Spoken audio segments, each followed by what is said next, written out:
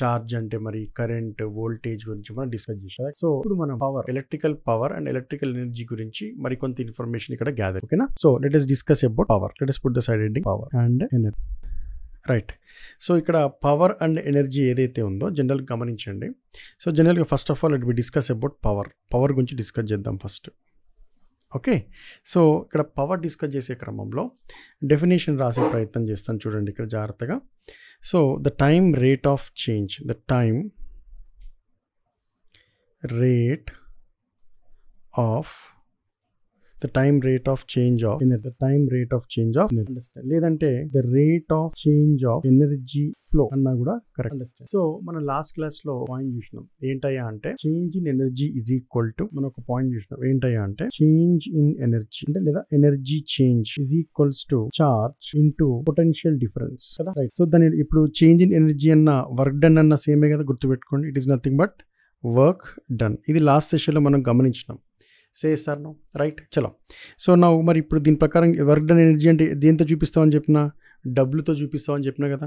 So there four దీని ఈ expression ఎలా రాస్తాం మరి ఇక్కడ, W is equals to Q times of V, understand. Right. ఇది గుర్తుపెట్టుకోండి, Q times of V. Clear. So మరి ఇక్కడ W is equal Q into V అని చెప్పిన, మరి ఇక్కడ నువ్వు డెఫినేషన్ గమనించినట్లయితే time rate of change of energy అనే డెఫినేషన్ వాడినా, మరి ఇప్పుడు టైం రేట్ ఆఫ్ చేంజ్ అన్నాను అనుకోండి అంటే అక్కడ ఒక ఆపరేటర్ వాడాల్సిందే కదా. So that is nothing but, ఇక్కడ జాగ్రత్తగా గమనించండి. So let me right it down here. That is ఇక్కడ ఏంటి, పవర్ అంటే దేంతో సూచిస్తాం, పవర్ పీతో సూచిస్తాం. అండ్ ఆఫ్ కోర్స్ ఇక్కడ పవర్ పీ ఆఫ్ టీ అని కూడా రాసుకోవచ్చు, doesn't matters. But let me take it as an value with respect in steady state. So P is equals to ఇక్కడ ఏం రాసుకోవచ్చు అంటే dw బై dt.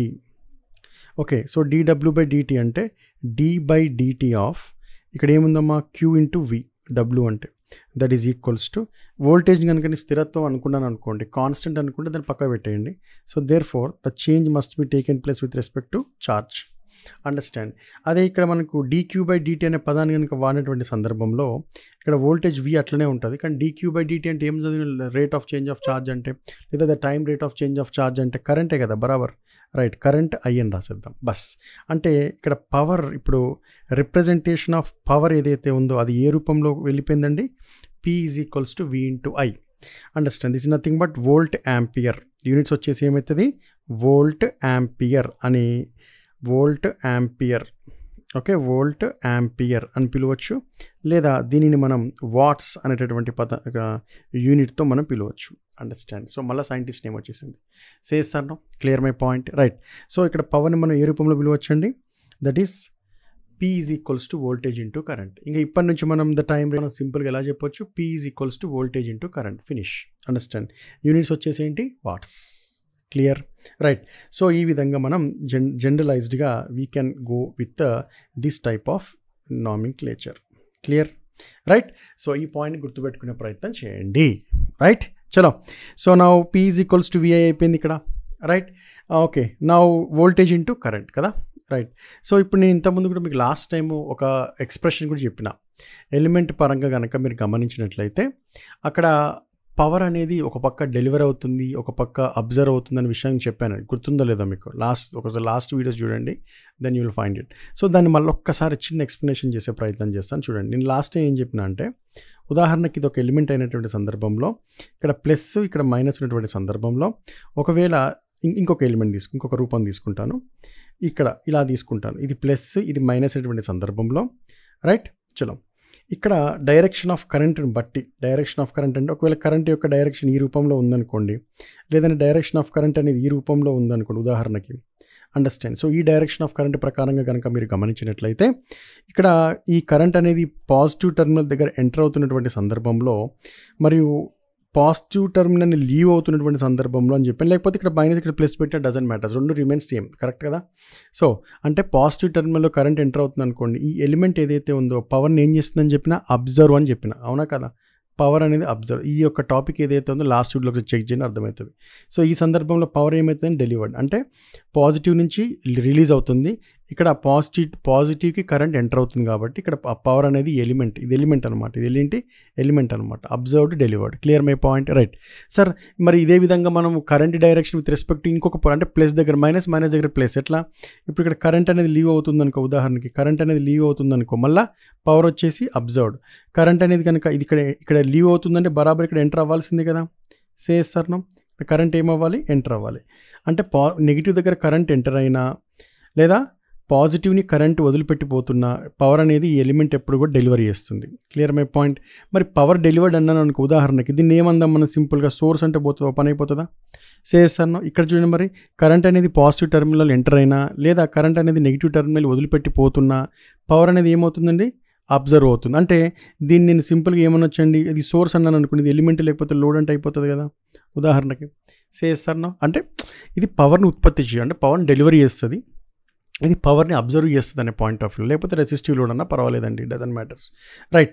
చలో, ఇక్కడ ఈ యొక్క ఏదైతే నేను చెప్పినటువంటి పాయింట్స్ ఉన్నాయో ఈ పాయింట్స్ అనేవి ఎప్పుడు వ్యాలిడ్ అవుతాయి అంటే జనరల్గా పవర్ యొక్క విలువలు అనేవి గ్రేటర్ దెన్ 0 ఉన్నప్పుడు వ్యాలిడ్ అవుతాయి. ఎప్పుడు వ్యాలిడ్ అయితే పవర్ యొక్క విలువలు 0 కంటే ఎక్కువ ఉన్నప్పుడు ఇది వ్యాలిడ్ అవుతుంది. బండ గుర్తు పెట్టుకోవాలి, ఇది గుర్తుపెట్టుకోండి పాయింట్. ఓకేనా? ఎప్పుడు వ్యాలిడ్ అవుతాయండి? This will be valid when the power is greater than 0. ఇది దిమాక్లో పెట్టుకోవాలి. That is point. Right sir. మరి ఒకవేళ పవర్ ఈజ్ లెస్ దెన్ 0 ఉంటే మరి ఏమవుతుంది సార్? పవర్ లెస్ దెన్ 0 అంటే నెగిటివ్ అవుతుంది కదా. చేస్తున్నాం ఇక్కడ పవర్ గ్రేటర్ దెన్ 0 అంటే అర్థం నేను ఏం కన్సిడర్ చేసుకున్నా? పవర్ గ్రేటర్ దెన్ 0 అంటే అర్థం నేను ఏం తీసుకున్నానంటే పవర్ అనేది పాజిటివ్ ఉంటుంది రాబాయ్ అని చెప్పిన, బస్ అంతే. అండర్స్టాండ్? ఒకవేళ పవర్ ఈజ్ లెస్ దెన్ 0 అన్నాను అనుకో, ఉదాహరణ చెప్తున్నా, పవర్ అనేది లెస్ దెన్ 0 అంటది, పవర్ అనేది కనుక 0 కంటే తక్కువ ఉంది అన్నాను. పవర్ 0 కంటే తక్కువ ఉంది అంటే అర్థం 0 కంటే తక్కువ విలువల్ని మనం ఏమంటాం? వాటిని ఏమంటాం చెప్పండి? That is nothing but called as what? It is nothing but power యొక్క విలువ నెగిటివ్. బరాబర్. Right sir. మరి పవర్ మరి లెస్ దెన్ 0 ఉంటే మరి పవర్ నెగిటివ్ అయినప్పుడు మరి ఈ పరిస్థితి ఏంటి సార్ అంటే, ఇగో ఇది ఏదైతే నేను చెప్పినో సింపుల్ ఈ పాయింట్ ఏదైతే ఎక్స్ప్లెయిన్ చేసినో గుర్తుపెట్టుకోండి. ఈ పాయింట్ ఏదైతే ఉందో it is nothing but related to when power is greater than 0, లేకపోతే పవర్ ఆల్వేస్ రిమైన్స్ పాజిటివ్. బస్ దిమాక్లో పెట్టుకో. ఒకవేళ పవర్ లెస్ దెన్ 0 అంటే power will be negative. So ఇక్కడ ఈ అబ్జర్వ్డ్ కాస్త డెలివర్ అయిపోతుంది. ఇది ఏమవుతుంది? ఇక్కడ ఉన్నటువంటి పాయింట్ ఏదైతే ఉంది ఇక్కడ రాసానో క్లియర్గా, ఇది కాస్త ఇక్కడ పవర్ అనేది డెలివర్డ్ అవుతుంది. గుర్తుపెట్టుకో. ఒకవేళ పవర్ లెస్ దెన్ 0 ఉన్నదనుకో, ఏదైతే నువ్వు డెలివర్డ్ అని రాసినావో అది కాస్త ఇక్కడికి వచ్చేసరికి ఏమవుతుంది? అది అబ్జర్వ్ అవుతుంది. అండర్స్టాండ్? అబ్జర్వ్ అవుతుంది. బస్ అంతే. డెలివర్ అబ్జర్వ్ అవుతుంది, అబ్జర్వ్ డెలివరీ అవుతుంది. ఉదాహరణకి పవర్ యొక్క విలువ 0 కంటే ఎక్కువ ఉందనుకో, అబ్జర్వ్ అన్నాం అనుకో, పవర్ యొక్క విలువ 0 కంటే తక్కువ ఉందనుకో, అంటే నెగిటివ్లో ఉందనుకో, ఆటోమేటిక్గా అబ్జర్వ్ కాస్త ఏమైతే డెలివర్డ్ అవుతుంది. గుర్తుపెట్టుకో. ఒకవేళ పవర్ గ్రేటర్ దెన్ అంటే పవర్ యొక్క విలువ గ్రేటర్ దెన్ 0 ఉందనుకో, నేను ఏదైతే డెలివర్డ్ అని చెప్పినో అది కాస్త ఏమవుతుంది? పవర్ అబ్జర్వ్ అవుతుంది. బస్ ఈ 2 పాయింట్లు గుర్తుపెట్టుకో. That's it. అండర్స్టాండ్స్? వీటిని ఏమంటామంటే సైన్ కన్వెన్షన్స్ అని చెప్పి ఒక పాయింట్ రాస్తాం అనమాట. అంటే లేకపోతే ప్యాసివ్ సైన్ కన్వెన్షన్స్ అంటాం. దీన్ని ఏమంటాం? ప్యాసివ్ సైన్ కన్వెన్షన్స్ అనే పదాన్ని వాడుతూ ఉంటాం ఇక్కడ. చల్. Right. Okay, nice. Okay, so let us go with next point, energy. Next మనం ఏం చూద్దామంటే ఎనర్జీ గురించి ఒక రెండు నిమిషాలు డిస్కస్ చేద్దాం. ఎనర్జీ పాయింట్ ఆఫ్ వ్యూకి వచ్చేసరికి, సో మరి ఎనర్జీ అన్నా లేకపోతే వర్క్ డన్ అన్నా సేమే కదా. మళ్ళీ ఎనర్జీ అన్నా వర్క్ డన్ అన్నా సేమ్. బరాబర్ ఇదే కదా చదువుకుంది మనం. రైట్. సో మన ఎనర్జీ అన్న వర్క్ డన్ అన్న సేమ్ అన్నటువంటి సందర్భంలో మనం ఇప్పుడు ఏదైతే అంటే general capacity to do work అనో లేకపోతే ఇలాంటి పదాలు వాడుతూ ఉంటాం మనం జనరల్ కదా. రైట్. సో మరి ఎనర్జీకి సంబంధించినటువంటి ఎక్స్ప్రెషన్ రాసే ముందు నేను ఇప్పుడు ఇంతకుముందు మనం పవర్కి సంబంధించిన ఎక్స్ప్రెషన్ ఒకటి రాసినాం కదా. అదేంటది? Power P is equal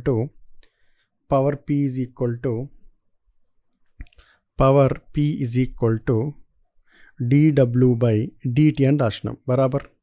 understand? So ఇక్కడ పవర్ని ఇలా రాసుకోవచ్చు కదా, PdT is equals to dW అని రాసినప్పుడు integration on both sides, integrating on both sides. అటు ఇటు ఇంటిగ్రేషన్ చేసినానుకో ఉదాహరణకి, అప్పుడు ఏమవుతుంది చెప్పండి? ఇంటిగ్రేషన్ ఆఫ్ ఇలా రాస్తాను చూడండి, అంటే ఇంటిగ్రేషన్ ఆఫ్ dW బై ఇట్లా, that is equals to next integration of P into dt. ఒకవేళ time this is T1 to T2 అని రాసుకున్నప్పుడు this is time T1 to T2 ఒక ఇన్స్టంటేనియస్ పవర్ రూపంలో T1 T2 అనే పదాలు రాయండి. ఇది ఏమవుతుంది? ఇక్కడ డిఫరెన్షియేషన్ ఇంటిగ్రేషన్ పోతే W is equals to integration of something like time t1 to t2, initial to final p of t into dt. Understand? So ఈ విధంగా కూడా మనం జనరల్గా రాయొచ్చు. Clear my point? ఇది మనం జనరల్గా మనం ఇది రాసామనుకో ఇట్లా టైం కాకుండా power p is equal to ఏమన్నా రాస్తాం, w/t అని రాస్తాం.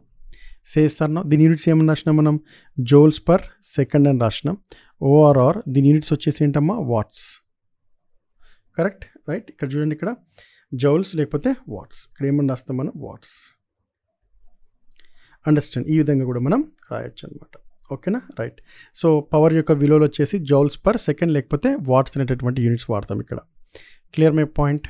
రైట్. చలో, now let us go with one more point.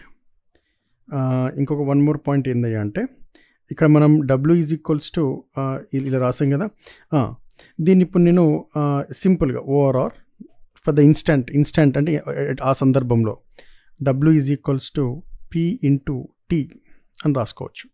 మరి p అంటే ఏంటి సార్ అంటే, p అంటే ఏమని రాసినాం, వాట్స్ అని రాసినాం కదా ఇంతకుముందు, వాట్స్.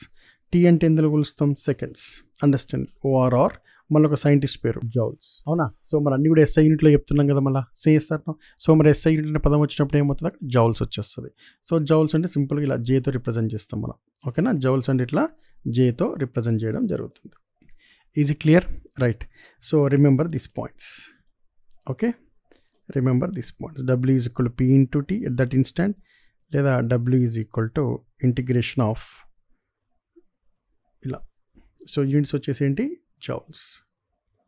Okay, right. సో ఈ ఎక్స్ప్రెషన్స్ని గుర్తుపెట్టుకోండి, very very very very important. ఓకేనా? ఇది పవర్కి సంబంధించి, ఇది వచ్చేసి ఎనర్జీకి సంబంధించింది, లేదా you can call it as a work డన్కి సంబంధించింది. Clear my point? సో ఇక్కడ మనం పవర్ ఏదైతే ఉంటుందో దానికి సంబంధించి కూడా మనం చెప్పే క్రమంలో ఎనర్జీ డెలివర్డ్, లేకపోతే ఇంకొక పాయింట్ ఏంటి అంటే ఎనర్జీ అబ్జర్వ్డ్ అనే పదాన్ని కూడా ఇక్కడ వాడడం జరుగుతుంది. ఓకేనా? Clear? Now let us see one more point. So law of conservation of energy. Law of conservation of energy must be obeyed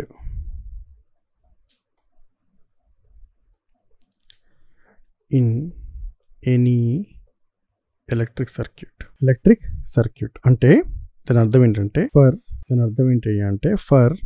for algebraic sum of algebraic power in a circuit any instant must be 0. ఇది very very very important. Understand? So must be 0 అంటే అర్థం ఏంటయ్యా అంటే, for example power ఏదైతే ఉంటుందో, power యొక్క అంటే observed ఉంటుంది చూసావా, power observed must be all equals to power delivered అనమాట. ఇది గుర్తుపెట్టుకోండి. Power observed is equal to power delivered, లేకపోతే వాటి మధ్య ఉన్న భేదం, లేకపోతే వాటి యొక్క సమ్మేషన్ ఏదైతే ఉంటుందో always equals to 0. Understand? So ఒక సర్క్యూట్లో power delivered must be equals to power observed అనమాట. So this is nothing but law of conservation of energy అన్న పాయింట్ని గుర్తుపెట్టుకోండి. That's it. So this is all about energy. ఓకేనా? So ఇది వచ్చేసి power. Clear my point? So that's all for today. Thank you so much. Have a great day.